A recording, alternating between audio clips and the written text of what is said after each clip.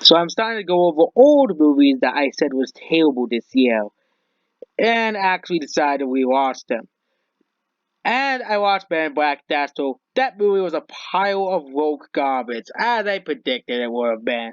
And the last time I had to see that awful pile of trash called Man in Black Castle. But there was another movie that released a week before Man in Black Castle that basically the entire population, and when they discuss box office flops of other people, or discuss what are the biggest box office failures of all time, yes, the superhero movie that everybody forgot. In the year of superhero movies breaking records like Joker and Endgame, there was one dubious record that was broken by an X-Men movie, Dark Phoenix, becoming the biggest loss for a superhero movie probably ever.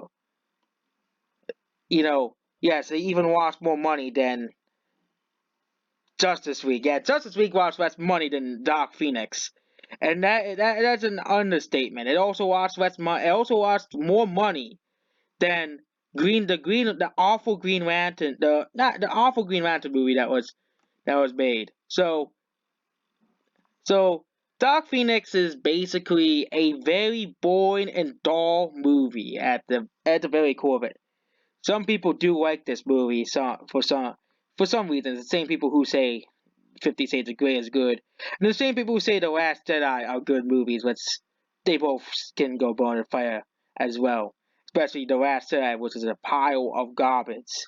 That line that Disney had to put up. And guess what? This is a Disney movie. Oh, 20th Century Fox. But you forgot who are the ones who own Who are the ones who own Disney now? Not Disney. Fox now? Oh yeah, Disney.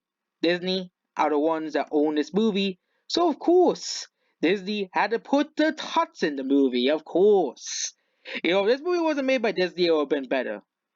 Next is all for so now we go over the reasons why, like a Man Black and also why this movie is terrible.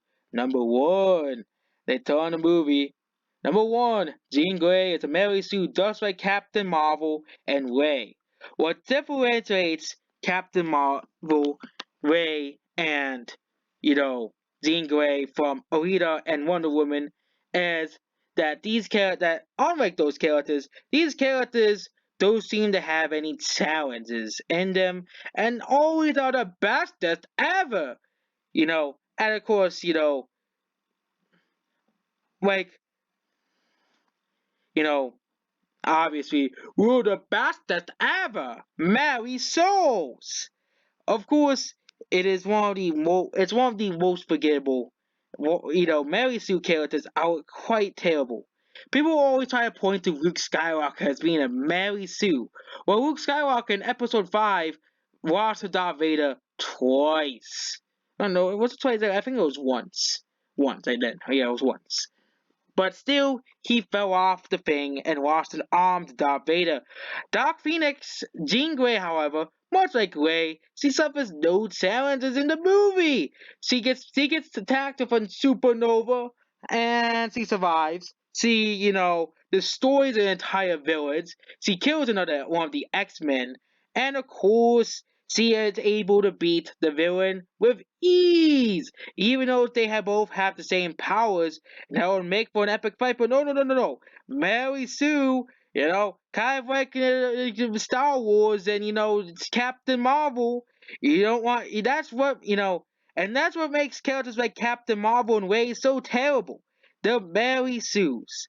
Oh, and also Superman, but he's Superman, so he kind of is an exception to this because he was born with those powers. But that's number one. Number two, wokeness. Away! Oh yes, there's one line, and it's that most of the movie wasn't actually extremely woke, but there is one part. One of the X-Men really said we need to change the name to X-Men to X-Women. Oh yes. Why? Because we had to get those brownie points. I guess not even the SJWs are happy because Rotten Tomatoes gave us a 23%. Even with the SJW pandering, I guess there wasn't enough like a Captain Marvel. I guess they couldn't pay enough. I guess Disney couldn't pay enough money like with Captain Marvel to give this movie a higher score. Well, so it'll probably have the same generic 7 or 6.9 out of 10 on IMDb like Captain Marvel did, because Disney will be going out of the way to protect this movie.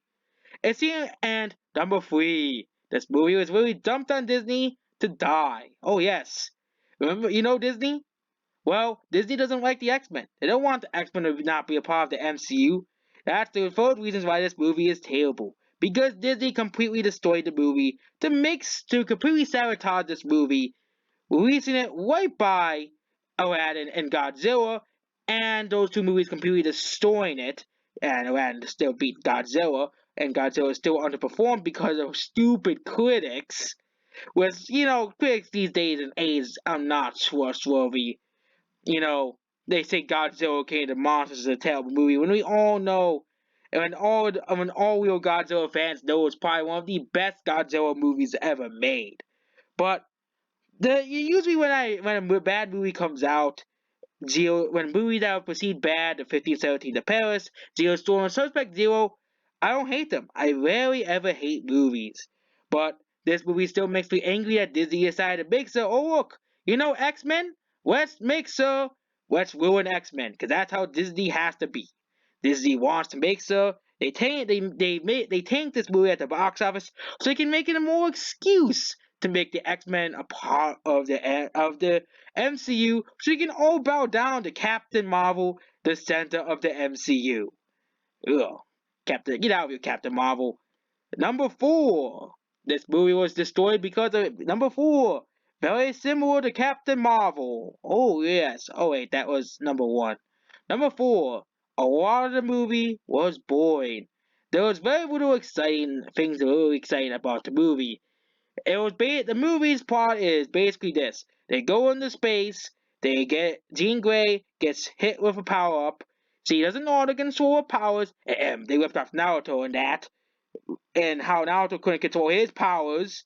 And they also ripped off Broly from Dragon Ball all the way back in Dragon Ball Z. I guess Jean Grey is kind of like Broly.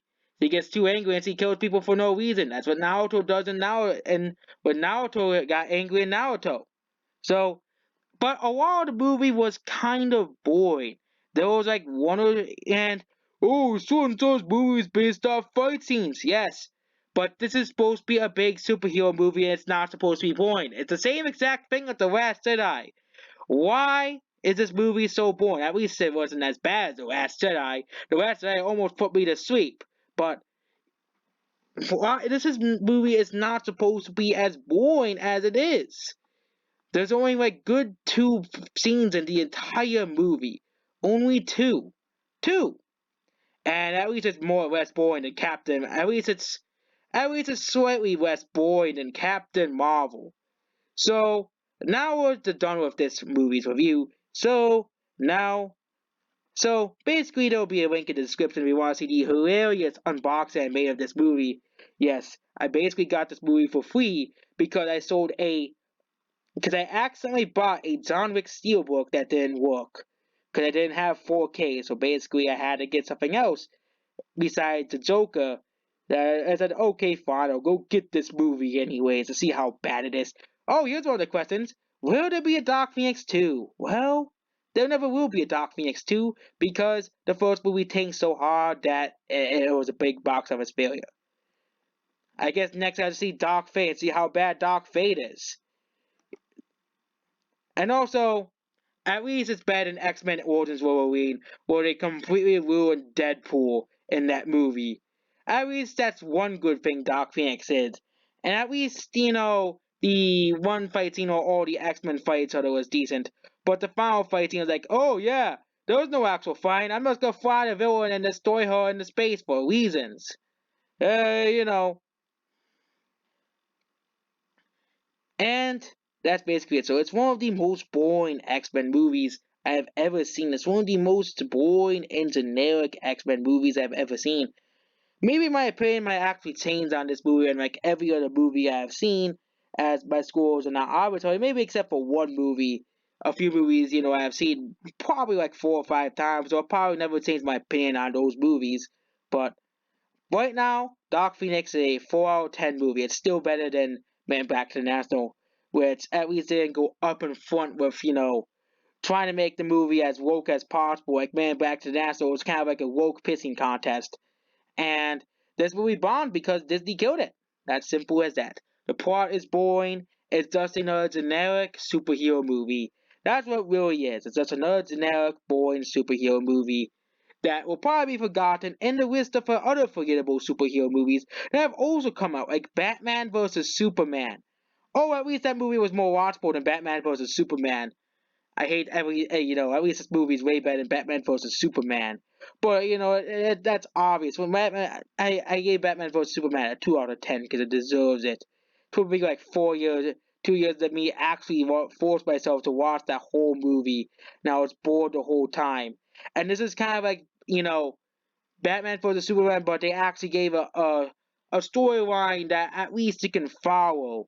Well, Batman v Superman didn't really have a story. It was, oh, Batman and Superman are eventually gonna fight, and and the last part. This is supposed to be the end of the X Men. Literally, yeah, that's why I made my favorite. So we call it the end of the X Men, because literally, this is supposed to be the end of the X Men. And I still felt disappointed. So that's basically it. So this movie will probably be going into the movies I'll probably watch once and never again.